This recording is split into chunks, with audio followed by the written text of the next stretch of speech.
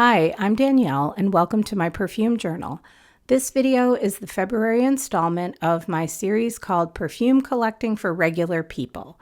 So I started this series in 2024 because I was noticing that no one in the fragrance community was talking about how much money they spend on this hobby, and it can be a pretty expensive hobby.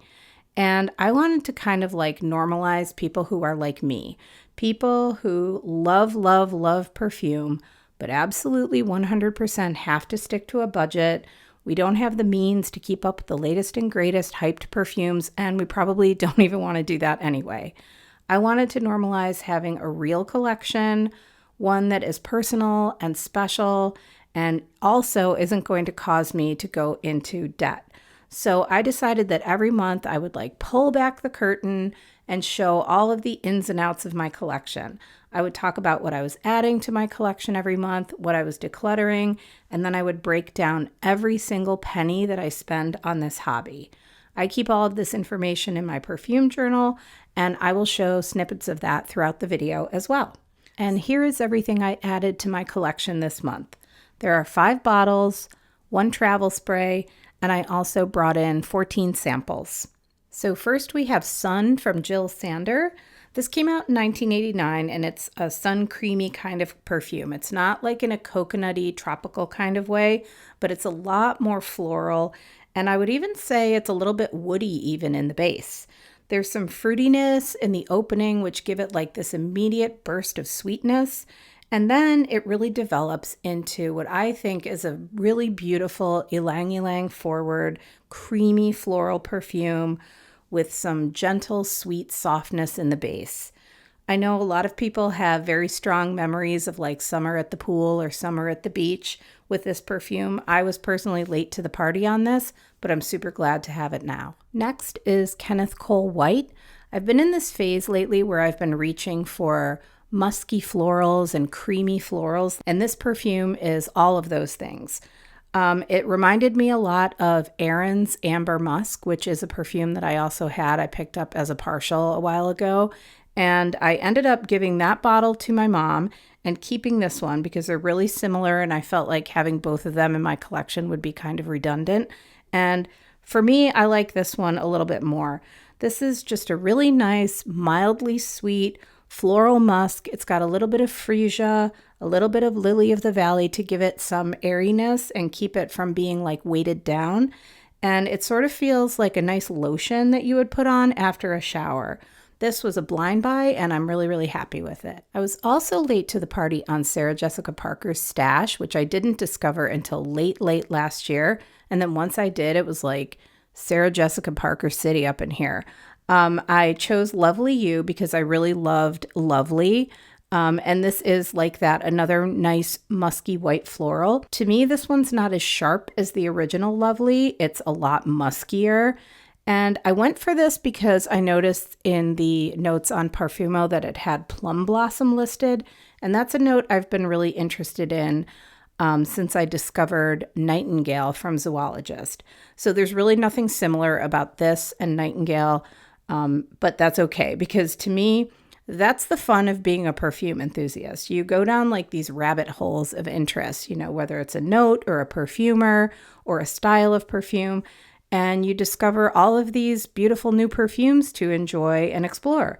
And when they're affordable gems like this one, to me, that's all the better because that is what I love the most. I love finding a really good quality perfume at a good price, which Lovely You definitely is. This is L'Oreille de Bois from Jacques Fath. This is another successful blind buy, and this is my weirdo of the month.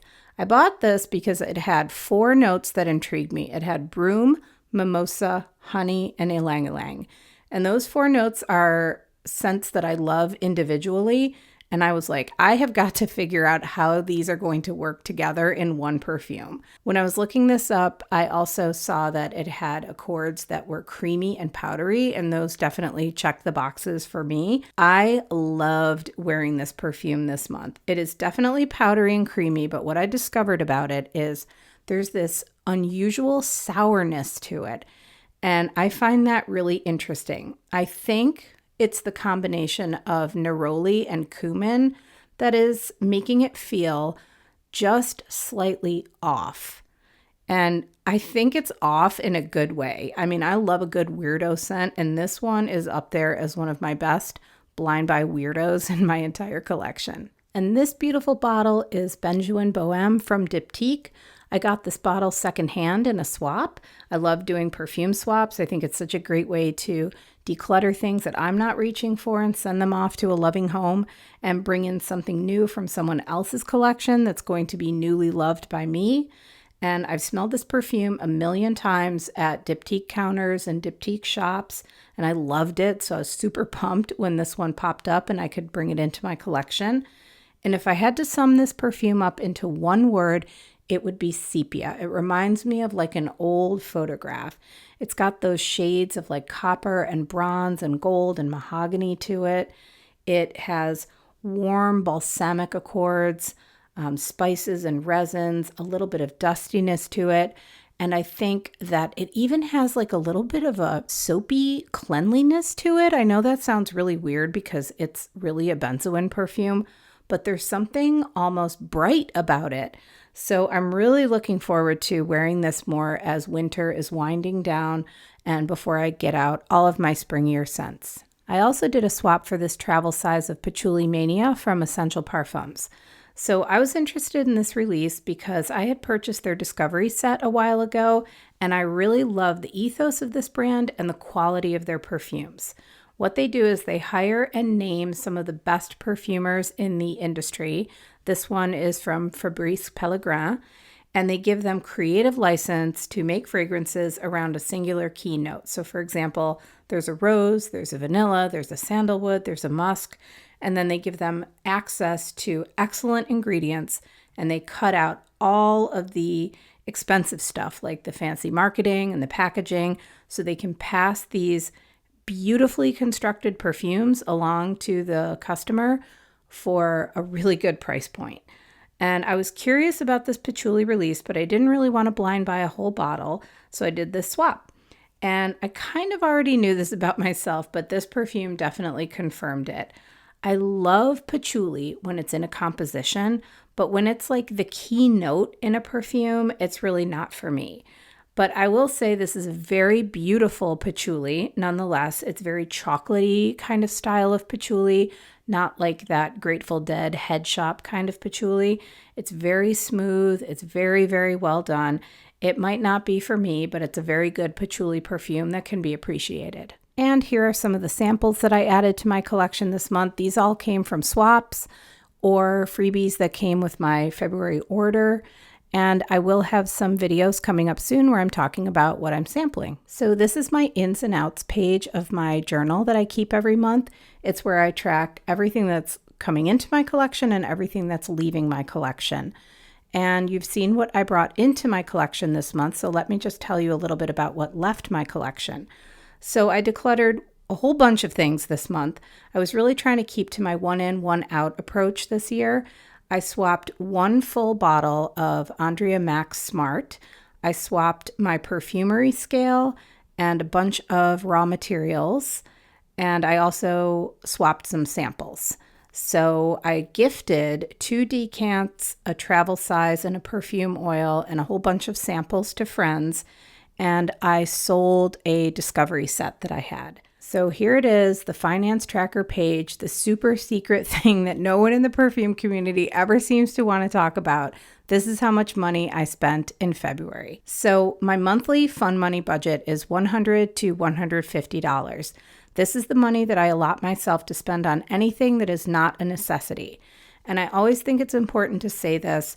I realize that it is a privilege to have any fun money to spend at all.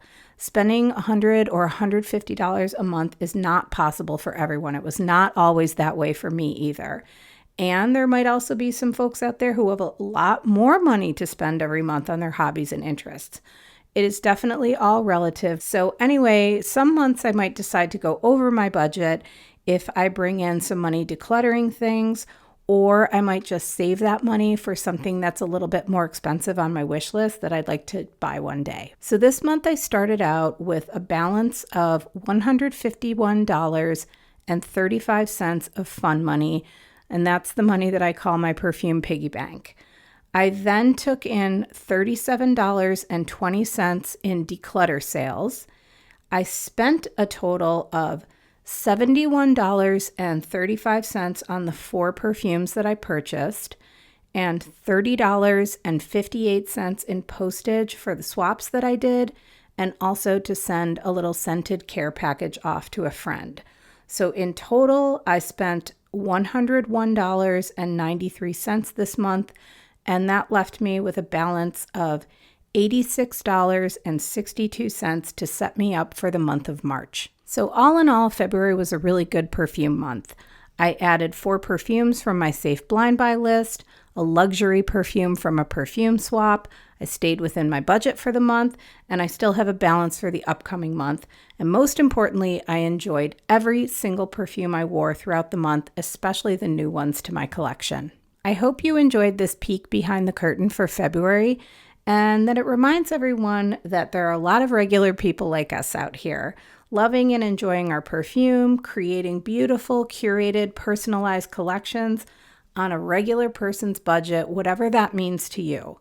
Thank you so much for watching. I really appreciate you taking your time to watch my videos and to talk perfume with me. I hope you have a great day, and I will see you in the next video. Bye.